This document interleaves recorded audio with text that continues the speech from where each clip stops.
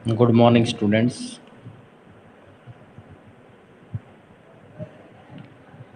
आज हमारा टॉपिक रहेगा चरखा नामा, जो कि एक गीत की तरह से है जो चरखा चलाते हुए लोग उस समय गाया करते थे।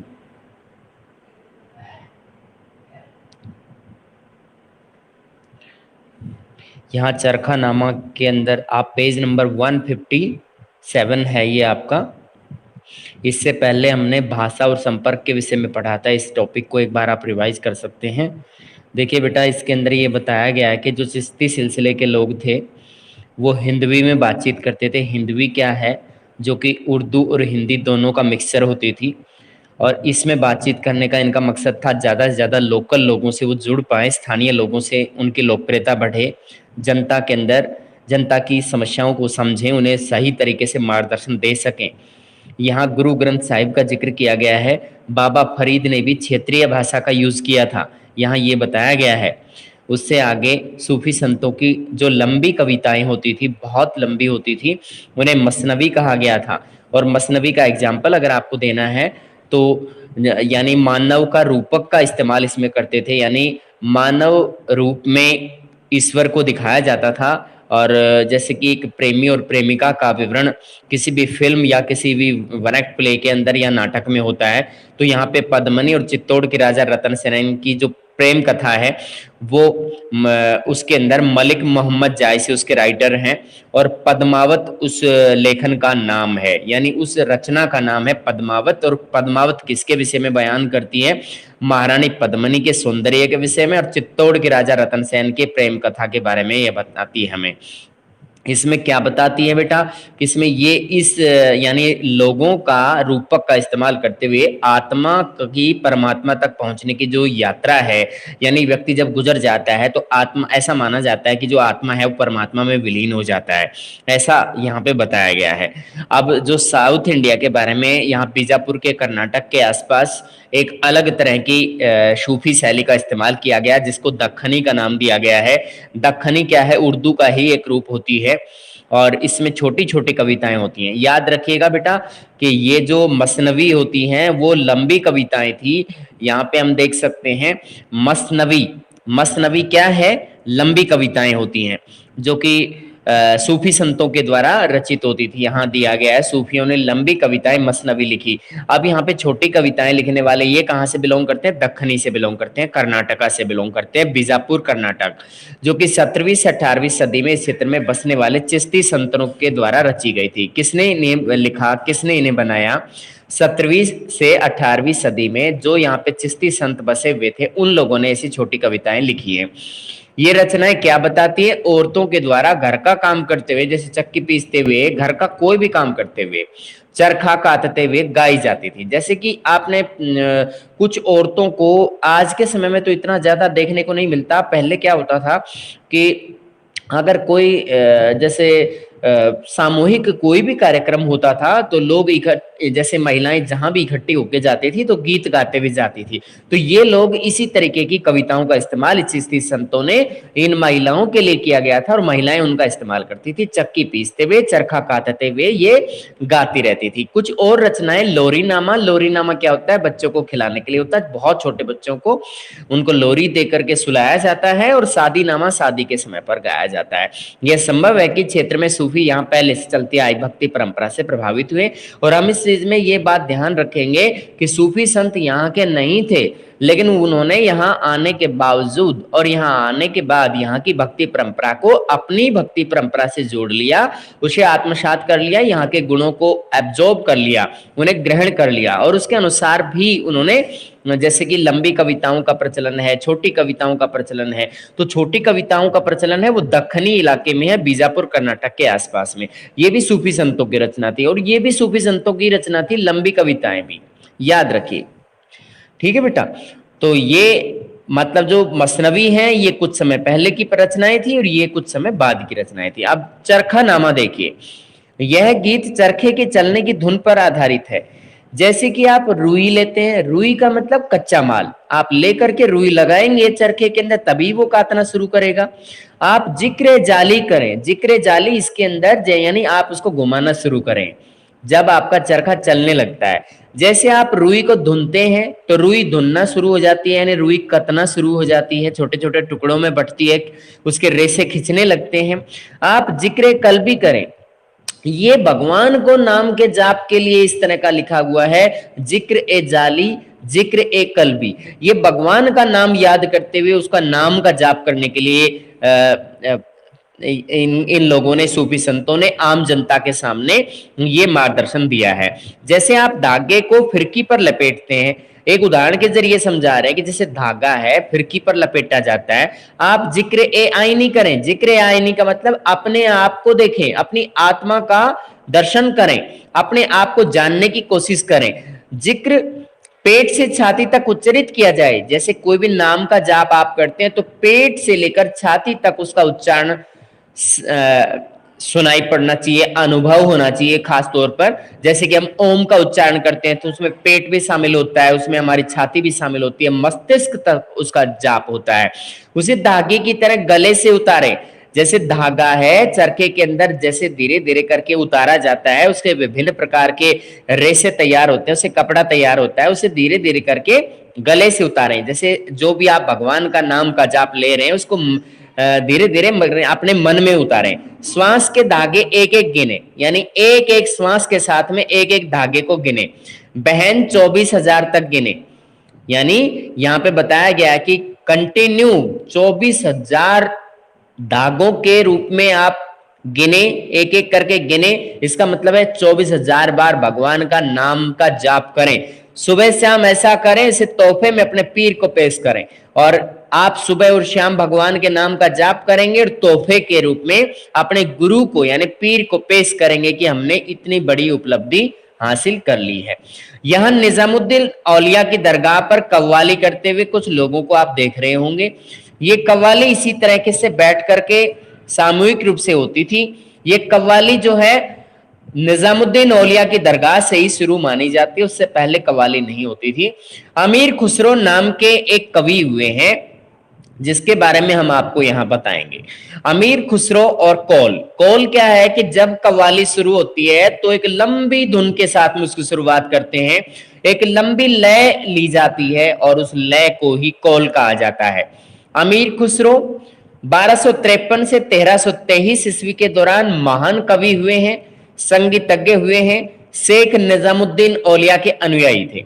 यानी ये महान कवि भी थे, ये बहुत ही अच्छे संगीतज्ञ थे, शेख निजामुद्दीन औलिया के अनुयायी यानी उनके शिष्य थे। ये कहां पर रहते थे? ये निजामुद्दीन औलिया के दरबार में रहते थे। उन्होंने कौल, कौल क्या है? अरबी जिसका अर्थ है कहावत। कौल क्या है? कहावत।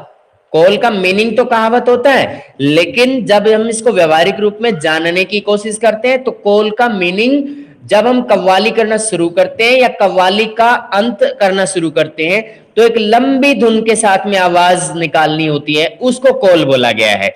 इसका प्रचलन करके चिश्ती समा को एक विशिष्ट आकार दिया।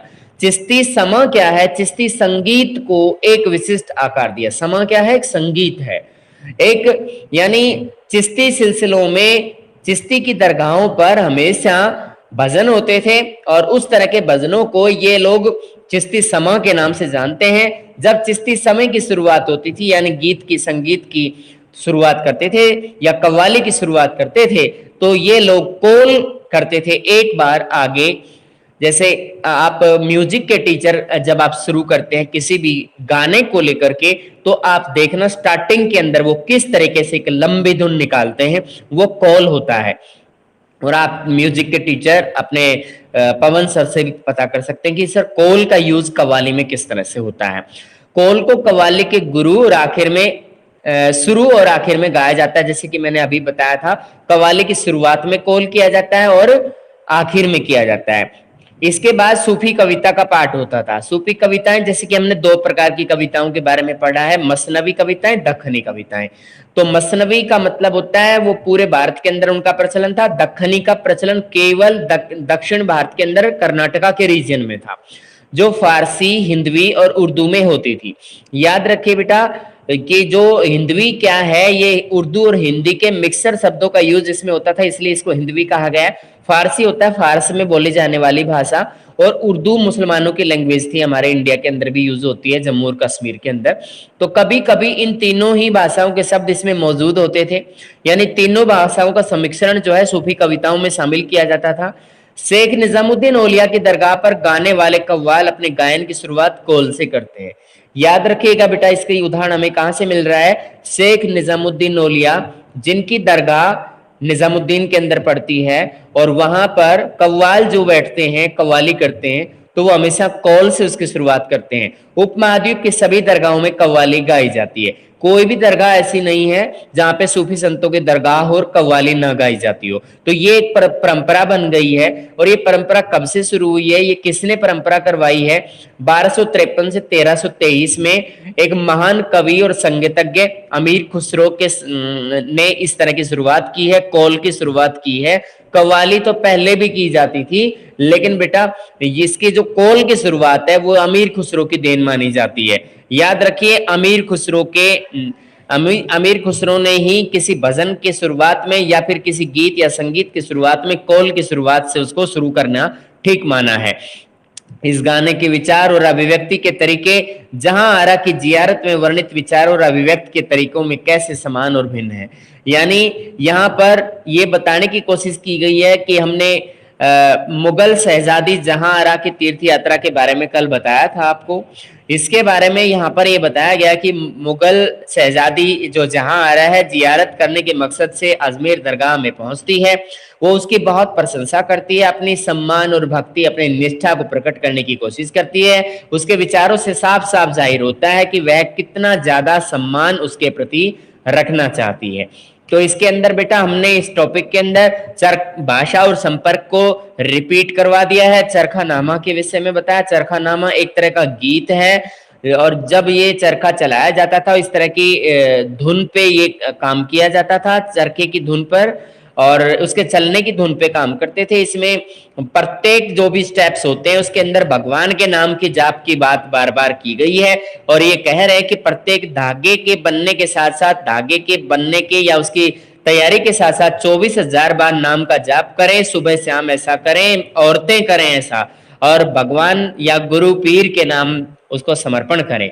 अमीर खुसरो के बारे में बताया गया, महान कवि थे, संगीतज्ञ थे। शेख निजामुद्दीन औलिया की दरगाह पर ये पूरी तरीके से चिश्ती समा को इन्होंने एक नया रूप प्रदान किया। समा या संगीत की शुरुआत के अंदर और उसकी लास्ट के अंदर कौल करवाया जाता है। और कौल का मतलब यहाँ पे आप जैसे आप इसको ये ना समझे कि कहीं मोबाइल से कौल की बात यहाँ पे की गई है। ये कौल उस म्यूजिक का, इस संगीत का एक हिस्सा है जो किसी भी दरगाह पर कोई भजन वगैरह कराया जाता था तो शुरुआत में एक लंबी आवाज निकाली जाती थी और उसके लास्ट में भी लंबी आवाज निकाली जाती थी। उसे कव्वाली की शुरुआत में कौल कहते थे, लास्ट में भी कौल कहते थे। और ये कव्वाली की शुरुआत इस तरीके से शुरुआत जो है अमीर खुसरो ने की है। वैसे कव्वाली जो है सभी दरगाहों पर उस समय प्रचलित हो चुकी थी। यहाँ एक कव्वाली करते हुए लोगों को आप देख रहे होंगे, जो कि दिल्ली की दरगाह निजामुद्दीन औलिया की दरगाह की कव्वाली यहाँ पे पेश की जा रही है। कव्वाली एक तरह से भगवान का नाम का जाप होता है बेटा। लिंगायतों के द्वारा लिखे गए कन्नड़ के वचन, पंढरपुर के संतों के द्वारा लिखे गए मराठी के अभंगों ने उन पर अपना प्रभाव छोड़ा। लिंगायतों ने क्या लिखा बेटा? कन्नड़ के वचन लिखे। लिंगायत संप्रदाय कर्नाटक से बिलोंग करते हैं, उनके द्वारा जो भी लिखा गया बातें होती थी वो वचन कहलाते थे। पंढरपुर जो कि महाराष्ट्र में होते थे, पंढरपुर के संत जो होते थे वो मराठी भाषा में मतलब कोई भी काम लिखते थे तो उन्हें अभंग कहा गया है। पंढरपुर के संतों के द्वारा लिखे मराठी के अभंगों ने भी उन पर अपना प्रभाव छोड़ा। अभंग क्या है बेटा? अभंग कोई व्यक्ति का नाम है या कोई रचना का नाम है। सोच के देखिए बेटा, इस सेंटेंस को पढ़ के देखिए आप। पंढरपुर के संतों के द्वारा लिखे मराठी के अभंगों, यानी मराठी भाषा में लिखे हुए हैं। मराठी भाषा बोली जाती है महाराष्ट्र के अंदर, और यहाँ पर अभंग क्या है? ये एक रचना का नाम है। और ये पंढरपुर के संत जो हैं इस तरह का रचनाएं तैयार करते थे, अभंगों के रूप में रचनाएं तैयार करते थे। अभंग एक तरह से रचना है, एक उनकी क्रिएटिविटी है। इस माध्यम से इस्लाम दक्कन के गांव तक पाने में सफल हो गया। यानी इस्लाम जो है दक्कन के गांवों तक फैलता चला गया। दक्षिण के अंदर तमिलनाडु है, केरला है, कर्नाटक है, इन सभी प्रांतों के अंदर विशेष तौर पर इसका फैलाव देखने को मिला। अब हम चलते हैं सूफी और राज्य के विषय में। देखिए बेटा, इसके अंदर चिश्ती संप्रदाय की एक और विशेषता संयम और सादगी का जीवन था। चिश्ती संप्रदाय के जितने भी साधु संत थे, जितने भी लोग उससे जुड़े हुए थे, संयम का पालन करते थे, संयमशील जीवन जीना ठीक समझते थे, सादगीपूर्ण जीवन जीना ठीक समझते थे, जिसमें सत्ता से दूर रहने पर बल दिया जाता था। सत्ता का मतलब होता है राज सत्ता से ये लोग दूर रहते थे, किसी भी प्रकार की राजनीतिक जिम्मेदारी नहीं लेना चाहते थे। केवल इनका वर्चस्व जो है या कार्य होता था धार्मिक कार्यों से जुड़ा रहता था, किंतु इसका मतलब यह नहीं था कि राजनीतिक सत्ता से अलगाव का भाव रखा जाए। यहाँ ये बताया गया है कि ऐसा भी नहीं था कि राजनीतिक सत्ता से अपने आप को बिल्कुल ही अलग रखते थे, ऐसा भी नहीं था। देखिए बेटा, ये किस तरह से उनसे लिंक थे। सत्ताधारी विशिष्ट वर्ग अगर बिना मांगे अनुदान या भेंट देता था तो सूफी संत उसे स्वीकार करते थे। यहाँ देखिए, अब इनका रिलेशन बता दिया गया है राजनीतिक सत्ता से कैसा था। अगर कोई भी राजा है बिना मांगे अनुदान देता है, खैरात देता है, भेंट देता है, गिफ्ट देता है, तो उसको ये लोग स्वीकार कर लेते थे। सुल्तानों ने खानकाहों को कर मुक्त भूमि अनुदान में दी। जितने भी संत थे, जितने भी यहाँ पे संत थे, उन लोगों ने मुक्त भूमि उनको दी गई, इनाम की भूमि उन्हें दी गई, और उसमें किसी तरह का टैक्स उनसे नहीं लिया गया था। इन खानकाहों में जो भी खानकाह होती थी, यहाँ पे लोग शरण लेने के लिए आते थे, मार्गदर्शन प्राप्त करते थे साधु संतों का। तो इसमें जितनी भी जमीन प्रदान की गई थी वो राजाओं के द्वारा की गई थी, सुल्तानों के द्वारा उसको टैक्स फ्री कर दिया गया था। दान संबंधी न्याय स्थापित किए गए। दान संबंधी न्यास, न्यास क्या होता है? ट्रस्ट बना दिए गए बेटा, कि जो पैसा आएगा वो ट्रस्ट के पास में रहेगा। एक कमेटी भी गठित कर दी गई है, एक तरह से ट्रस्ट एक कमेटी की तरह होता है, वो सब इकट्ठा पैसा उस ट्रस्ट के नाम पे होता है। चिश्ती धन और सामान के रूप में दान स्वीकार करते थे। क्या क्या प्राप्त करते थे बेटा? चिश्ती संत जो हैं धन प्राप्त करते थे, धन का अगर कोई देना चाहता है तो धन ले लेते थे, और सामान के रूप में दान ले लेते थे। किंतु उनको संजोने के बजाय खाने, कपड़े, रहने की व्यवस्था, अनुष्ठानों जैसे समा की महफिलों पर पूरी तरह से खर्च कर देते थे। कभी भी साधु संत जो हैं इनको स्टोर करके नहीं रखते थे। कोई पैसा आया है, कोई कपड़े आए हैं, अनुष्ठान के लिए कोई सामग्री आई है, तो उसको ये इकट्ठा करके रखते नहीं थे, ये संजोते नहीं थे, उसको स्टोर नहीं करके रखते थे।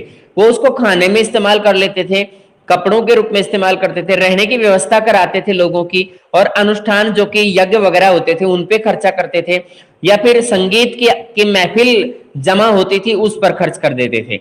और इस तरह से शेख के नैतिक अधिकार की पुष्टि होती थी। शेख का नैतिक अधिकार क्या था? लोगों की ज्यादा से ज्यादा भलाई, तो ये शेख का नैतिक अधिकार था, तो ये उस समय ये लोग इस्तेमाल करते थे। आम लोगों का उनकी ओर झुकाव बढ़ता था, क्योंकि जितना गुरु जो है वो स्वार्थ नहीं अपनाएगा, लोगों की भलाई पर ज्यादा ध्यान देगा। अब यहाँ हम देख रहे हैं कि शेख जो हैं इनके पास कोई भी पैसा आता है सब लोगों पे खर्च कर देते हैं, अपने पास कुछ रखते नहीं है। इनका भलाई करने का मकसद है, सभी धर्मों के लोगों को मतलब भलाई की दृष्टि से देखते हैं, उनको मार्गदर्शन प्रदान करते हैं बगैर किसी मतभेद के। तो इस तरह के लोगों के प्रति आम लोगों का जो झुकाव बढ़ना ही था। सूफी संतों की धर्मनिष्ठा, विद्वता, लोगों के द्वारा उनकी चमत्कारी शक्ति में विश्वास उनकी लोकप्रियता का कारण था। देखो बेटा, 3 कारण थे जो सूफी संत इतने ज्यादा लोकप्रिय हो गए थे। एक तो धर्मनिष्ठ थे, अपने धर्म से बाहर कोई भी कार्रवाई नहीं करते, धर्म के अनुसार आचरण करते थे, धर्म के प्रति निष्ठावान बने रहते थे, वफादारी दिखाते थे धर्म के प्रति, धर्म का पालन करते थे बहुत अच्छे तरीके से। विद्वता, ये विद्वान थे, ज्ञानी व्यक्ति थे, पढ़े लिखे थे। लोगों के द्वारा इनके अंदर ये माना जाता था कि चमत्कारिक शक्ति होती है इनके पास, और उस चमत्कारिक शक्ति का इस्तेमाल से कुछ भी करा सकते हैं।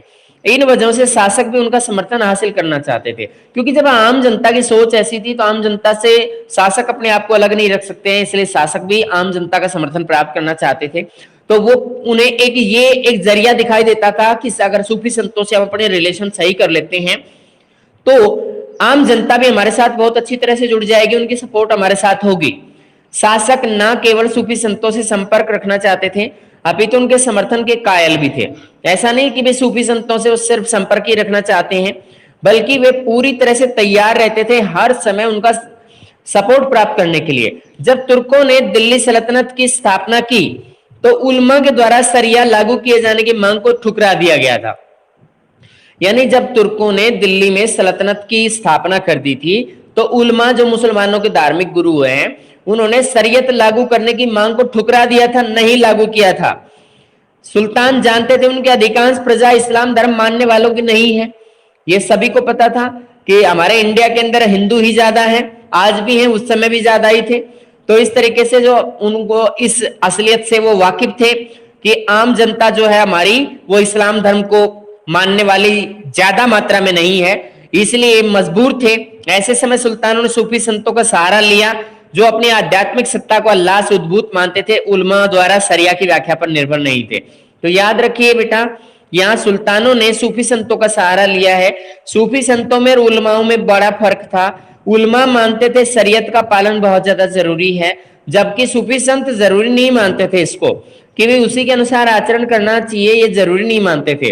अपनी आध्यात्मिक सत्ता को अल्लाह से उद्भूत मानते थे। ये मानते थे कि उनका आध्यात्मिक जो सत्ता है, आध्यात्मिक जो शासन है, आध्यात्मिक जो शक्तियां हैं उनके पास जो भी पावर्स हैं वो भगवान से जुड़ी हुई हैं। भगवान ने या अल्लाह ने उन्हें प्रदान की हैं और अल्लाह की कृपा से उनके पास है। और उलमा की आध्यात्मिक सत्ता यानी उलमा के द्वारा शरिया की व्याख्या पर निर्भर नहीं थे। ये सूफी संत जो हैं उलमा के द्वारा जो भी बातें बताई जाती थी वो उनको नहीं मानना चाहते थे। यह भी माना जाता था कि औलिया मध्यस्थ के रूप में ईश्वर से लोगों की ऐहिक और आध्यात्मिक दशा में सुधार लाने का काम करते हैं। यानी जो औलिया हैं, औलिया कौन है यहाँ पर बताओ बेटा, हु इज औलिया?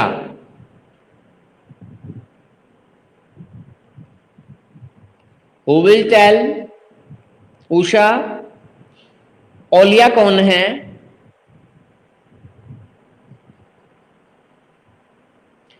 ये औलिया कौन है? शेख निजामुद्दीन औलिया है बेटा। ये शेख निजामुद्दीन कौन है? ये गुरु है, सूफी संत है बेटा, जिनकी दरगाह दिल्ली में स्थित थी। और इन्होंने बेटा आम जनता की भलाई के लिए बहुत से कार्य किए थे। ये धर्म के आधार पे किसी तरह का भेदभाव नहीं करते थे और इनकी दरगाह में ही अमीर खुसरो काम करता था, इन्हीं का सेवक था, इनका शिष्य था। औलिया मध्यस्थ के रूप में ईश्वर से लोगों की ऐहिक और आध्यात्मिक दशा में सुधार लाने का काम करते हैं। यानी लोग ये मानते थे कि जो शेख निजामुद्दीन औलिया है वो ईश्वर और लोगों के बीच में एक कड़ी की तरह से जुड़ा हुआ है, एक आध्यात्मिक लिंक है उनका, उनसे स्पिरिचुअल लिंक है, एक आत्मिक रूप से वो जुड़े हुए हैं। शायद इसलिए शासक अपनी कब्र सूफी दरगाहों और खानकाहों के नजदीक बनाना चाहते थे। वो चाहते थे कि यहाँ पर लोग बहुत बड़ी संख्या के अंदर आएंगे और इन सूफी संतों का सीधा आध्यात्मिक जो संबंध है वो अल्लाह के साथ है, ज्यादा जुड़े हुए हैं। इसलिए वो अपने शासक चाहते थे कि सूफी संतों की दरगाह के पास ही हमारी कब्र हो तो ज्यादा ठीक रहेगा, कम से कम हम उनके पास तो रहेंगे। सुल्तानों और सूफियों के बीच तनाव के उदाहरण भी मौजूद है। अब यहाँ तक तो हमने पढ़ा कि सुल्तान और शासक जो हैं या सूफी संत जो आपस में मिलके काम कर रहे हैं, लेकिन कहीं कहीं पर चुनौतियां भी मिलती हैं। वो देखिए कैसी चुनौतियां हैं। सुल्तान और सूफियों के बीच तनाव के उदाहरण भी मौजूद हैं।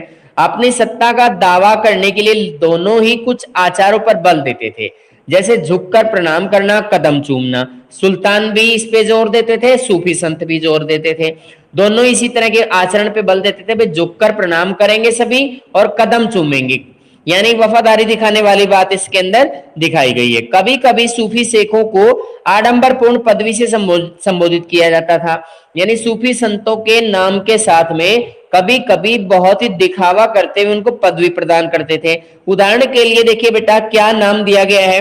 शेख निजामुद्दीन औलिया जिनकी दरगाह दिल्ली में स्थित थी, उनके अनुयायियों ने किन्हें, कौन उनको सम्मान दे रहे हैं, कौन उनको पदवी दे रहे हैं, उनके अनुयायी उन्हें सुल्तान उल मशेख अर्थात शेखों में सुल्तान कहकर संबोधित करते थे। यानी इन सभी शेख जितने भी हैं, से सब जितने भी गुरु हैं, इन गुरुओं का गुरु गुरुओं का शासक, मतलब कहने का गुरुओं का शासक कह करके संबोधित करते थे। सुल्तान उल मशेख नामक पदवी ये उनके अनुयायियों ने शेख निजामुद्दीन औलिया को दी थी, जिसका अर्थ होता है शेखों में सुल्तान, यानी जितने भी शेख हैं, जितने भी सूफी संत हैं, उनका सुल्तान। अब सूफी और राज्य के आपस में संबंध देखिएगा बेटा। कुछ अन्य सूफी भी थे, जैसे कि दिल्ली सल्तनत के युग में सुहरावर्दी और मुगल युगीन नक्शबंदी राज्य से जुड़े रहे। ये बेटा ये सूफी संत ही थे। सुहरावर्दी सिलसिला भी काम करता था, जैसे कि हमने चिश्ती सिलसिले के बारे में पढ़ा है, वैसे ही सुहरावर्दी सिलसिला भी काम करता था, ये भी सूफी संत थे। इसी तरह से नक्शबंदी सिलसिला भी काम करता था, ये भी सूफी संत थे। और ये नक्शबंदी सिलसिला है मुगल काल के दौरान बहुत ज्यादा लोकप्रिय हुआ, और सुहरावर्दी सिलसिला जो था वो दिल्ली सल्तनत से जुड़ा हुआ था। तो दोनों का संबंध आप समझ सकते हैं, दोनों ही सूफी संत थे।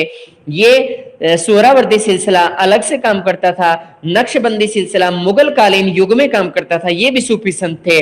और चिश्ती सिलसिले के बारे में हम पहले ही ऑलरेडी पढ़ चुके हैं, औलिया सिलसिले के बारे में हम पहले ही पढ़ चुके हैं, लेकिन उनके जुड़ाव के तरीके चिश्तियों से अलग थे। याद रखिए, इनके आपस में जुड़ने के, आपस में संबंध स्थापित करने के इनके तरीके डिफरेंट थे। कभी कभी सूफी दरबारी पद भी स्वीकार कर लेते थे, यानी ये लोग खासतौर पे सुहरावर्दी और नक्शबंदी जो लोग थे, सूफी दरबारी पद भी स्वीकार कर लेते थे। लेकिन चिश्ती संत के जो जितने भी संत थे वो कभी भी इस तरह का कोई पद स्वीकार नहीं करते थे। यहां तक बताइए बेटा, किसी तरह की कोई प्रॉब्लम है तो बता सकते हैं। अब हम आपको एक इमारत दिखा रहे हैं, बहुत ही सुंदर इमारत है। देखिए बेटा, ये संगमरमर से बनी हुई है, व्हाइट मार्बल का यूज किया गया है। आगरा के अंदर ये भवन बना हुआ है। ये शेख सलीम चिश्ती नाम के एक सूफी संत हुए थे बेटा, बाबा फरीद के वंशज थे वो, और उनकी दरगाह यहाँ पे है, यानी उन्हें दफनाया गया था इधर। अब जो भी व्यक्ति आगरा जाता है, ताजमहल जाता है, तो वो इसको भी देखने के लिए जाते हैं। ये भी देखने में बहुत सुंदर है, आप देख सकते हैं जिस तरह से आगरा का ताजमहल चमकता है उसी तरह से ये भी चमकता है। और पीछे आप इस इमारत को देखिएगा बेटा, लाल किला बना हुआ है, जो कि आगरा में भी तो लाल किला है, उसकी दीवार आप देख सकते हैं, आगरे की लाल किले के साथ ही इसको बनाया गया है। तो अकबर की राजधानी फतेहपुर सीकरी में ये कहाँ का है, याद रखिए बेटा, आगरा के पास में शहर है छोटा, जिसे अकबर ने पहले आगरा में राजधानी बनाई और फिर उसके बाद में अगली राजधानी फतेहपुर सीकरी में बनवाई। तो फतेहपुर सीकरी में बाबा फरीद के वंशज शेख सलीम चिश्ती की दरगाह बनी हुई है। तो ये जो दरगाह है, ये याद रखिए बेटा, ये अभी मैंने आपको गलती से बता दिया था कि शायद मैंने आगरा में बताया था ना आपको, अभी ये ध्यान रखना फतेहपुर सीकरी में है। फतेहपुर सीकरी जो कि अकबर की राजधानी थी, नई राजधानी थी। पुरानी राजधानी आगरा थी, आगरा के अंदर उन्होंने लाल किला वगैरह बहुत सी इमारतें बनवाई हैं। फतेहपुर सीकरी में भी कुछ इमारतें बनवाई हैं, जैसे कि एक आपने नाम सुना हो उसका बुलंद दरवाजा। बुलंद दरवाजा अकबर के समय के दौरान मालवा पर विजय के दौरान गुजरात काठियावाड़ रियासतों को जीतने के बाद उसने अपनी उपलब्धि को प्रकट करने के लिए बुलंद दरवाजे का निर्माण फतेहपुर सीकरी नामक शहर में करवाया था, और आगरा में लाल किले का भी निर्माण करवाया था। तो यहाँ पे फतेहपुर सीकरी में बाबा फरीद के वंशज है, याद रखिए, शेख सलीम चिश्ती, ये भी चिश्ती संप्रदाय से संबंधित सूफी संत थे। इनकी दरगाह यहाँ पे बनी हुई है, व्हाइट मार्बल का यूज किया गया है। और ये बेटा आगरा से बहुत ज्यादा दूरी पर नहीं है, आगरा के बिल्कुल पास पड़ता है ये। और यहाँ पे इसको बनाने का मकसद, इस राजधानी को बनाने का मकसद ये था कि ये एक तरह से मुंबई से और दिल्ली के बीच में जो कि कनेक्टिविटी है उसको और बेहतर करना चाहते थे, और यहां से उनकी कनेक्टिविटी और ज्यादा बेहतर होने की आशाएं अकबर को लग रही थी। सूफियों और राज्य के बारे में देखिए बेटा, शाही भेंट अस्वीकार, इस टॉपिक को बेटा, यह उद्धरण सूफी ग्रंथ से है जो शेख निजामुद्दीन औलिया की खानकाह में 313 में हुई घटना का वर्णन करता है। यहाँ शेख निजामुद्दीन औलिया की खानकाह जो है 313 के अंदर जो घटना घटी उसके बारे में बता रहे हैं। मेरी अमीर हसन सिज्जी, ये अमीर हसन सिज्जी नाम का कोई व्यक्ति है जो वहां पे गया होगा शेख निजामुद्दीन औलिया की दरगाह में 313 में गया होगा। अच्छी किस्मत थी, मैं उनके निजामुद्दीन औलिया के कदम चूम सका, यानी मुझे मेरी इतनी अच्छी किस्मत थी कि मैं निजामुद्दीन औलिया जो गुरु है शेख निजामुद्दीन औलिया, उनके कदम चूम सका। इस समय एक स्थानीय शासक ने 2 बगीचे, बहुत सी जमीन का पट्टा शेख साहब को भेजा है। यानी जिस समय ये अमीर हसन सिद्दी वहां पे गए तो एक स्थानीय शासक थे, एक लोकल रूलर थे, उन्होंने 2 बगीचे और एक जमीन का पट्टा शेख साहब को दे दिया कि आप इसका यूज करें। साथ ही इसके रखरखाव के लिए औजार भी दे दिए, आवश्यक वस्तुएं भी भेज दी कि आप इसको सही तरीके से हैंडल कर सकते हैं, बाग बगीचे का रखरखाव रखवा सकते हैं। शासक ने यह भी साफ किया कि वे बगीचों और जमीन पर अपना हक कहते हैं, कि यानी बगीचों के रूप में और जमीन के रूप में, यानी ये मेरी जमीन है, इस जमीन, खेत और बगीचे का मुझे क्या करना है। तो ये कौन कह रहा है, ये व्यक्ति कौन कह रहा है? शासक ने यह भी साफ किया है कि बगीचे और जमीन पर अपना हक कहते हैं। मतलब उनका कहना यह है कि ये अब तक तो मेरा था, लेकिन अब ये आपका हो चुका है, आप इसको रखिए, इस जमीन को, खेत को, बगीचे को।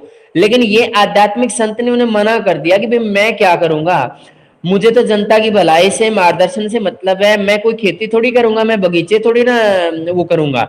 हमारे कोई भी आध्यात्मिक गुरु ने इस तरह का काम नहीं किया। आज तक जितने भी आध्यात्मिक गुरु हुए हैं, शेख संत हुए हैं, तो उन्होंने ऐसी कोई जमीन नहीं ली है। फिर उन्होंने एक उचित कहानी सुनाई। सुल्तान गियासुद्दीन, जो उस समय उलूग खान के नाम से जाने जाते थे, ये इनका दूसरा नाम है बेटा, सुल्तान गियासुद्दीन का उलूग खान, शेख फरीदुद्दीन से मिलने के लिए आए थे। शेख फरीदुद्दीन राजस्थान, उस वहां पे मिलने आए, उन्होंने शेख को कुछ धनराशि और 4 गांव का पट्टा दिया, यानी कुछ धनराशि दी थी और कुछ 4 गांव का पट्टा उन्हें दे दिया। पट्टा होता है बेटा लीगल दस्तावेज दे देना कि भाई ये आप रखिए, जमीन आपकी हो गई। धन दरवेशों के लिए था, दरवेश मतलब जो जरूरतमंद होते हैं उनको बांटने के लिए था, जमीन शेख के अपने इस्तेमाल के लिए थी, ऐसा कहकर के भेजा गया था। मुस्कुराते हुए शेख अल इस्लाम यानी फरीदुद्दीन ने कहा, मुझे धन दे दो, मैं इसे दरवेशों में बांट दूंगा, जो जरूरतमंद लोग होंगे मैं उन्हें दे दूंगा इसे, पर जहां तक जमीन के पट्टे का सवाल है, इसे उन लोगों को दे जिन्हें इनकी कामना है। कि आप जमीन देना चाहते हो मेरे को, तो मैं जमीन का क्या करूंगा, आप उन लोगों को दीजिए ना जिनको इसकी जरूरत है। तो ये कहानी सुल्तान गियासुद्दीन के समय की है, जो सुल्तान गियासुद्दीन उलूग खान के नाम से प्रचलित हुए थे। शेख फरीदुद्दीन को कुछ जमीन देना चाहते थे, धनराशि देना चाहते थे, धनराशि ले ली थी उन्होंने, लेकिन जमीन का पट्टा उन्होंने कह दिया था कि जो जरूरतमंद व्यक्ति उसको दे दीजिए।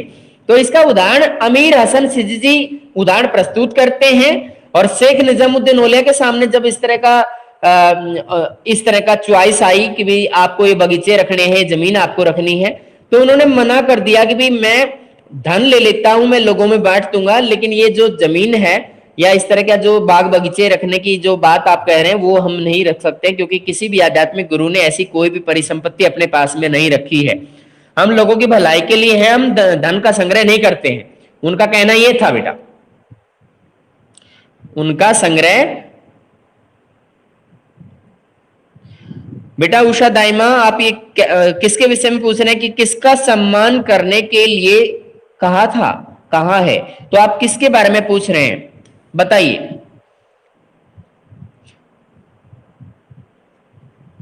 उषा पूछिए बेटा। उषा आपको आवाज नहीं सुन रही बेटा।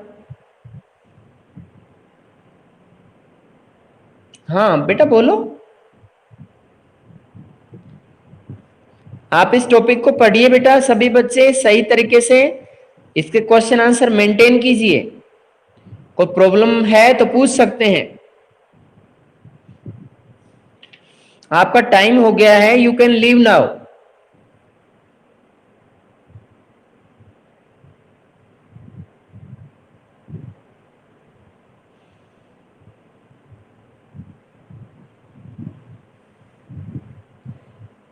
यस। हाँ बेटा, वो सब पूछना चाह रहे हो कुछ?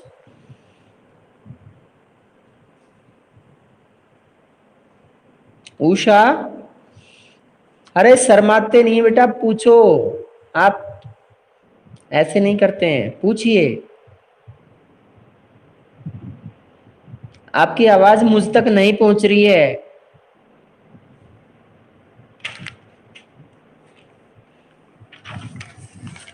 बेटा आपने पूछा sir Sufi and the states, अच्छा सूफी और स्टेट्स के बारे में आप पूछना चाह रहे हैं। तो सूफी और राजाओं का संबंध कैसा था, सूफी संतों का राजाओं का संबंध कैसा था, बहुत अच्छा था बेटा। अकबर का एग्जाम्पल मैंने उसमें दिया हुआ है। अकबर वहां पे कम से कम 14 बार गया, कभी उनके बेटे के जन्म पे गया, कभी उन्होंने नई जीत के आशीर्वाद के लिए गया, कहीं कोई नए संकल्प को पूरा करने के बाद वो वहां पे गया। हम देख सकते हैं जो कि शाहजहां की बेटी जहां भी वहां पे गई, तो वो कितना सम्मान देना चाहती है। सब साफ साफ पता लग रहा है कि सूफी संतों का राज्य का संबंध बहुत अच्छा था। और सूफी संत वैसे भी उनसे धन तो ले लेते थे कि जरूरतमंदों में उसको बांट देंगे, लेकिन कभी भी जमीन वगैरह नहीं लेना चाहते थे। बेटा अब भी आवाज नहीं आ रही है? अब मेरी आवाज नहीं आ रही है? आपकी आवाज मुझ तक नहीं पहुंचती है, क्या बात है? आप नहीं बोल रहे हो क्या?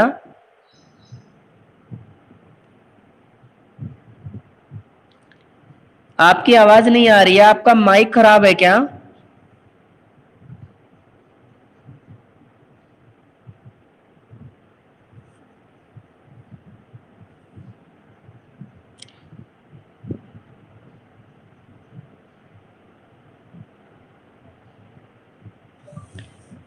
बेटा कुछ पूछना है तो पूछ लो।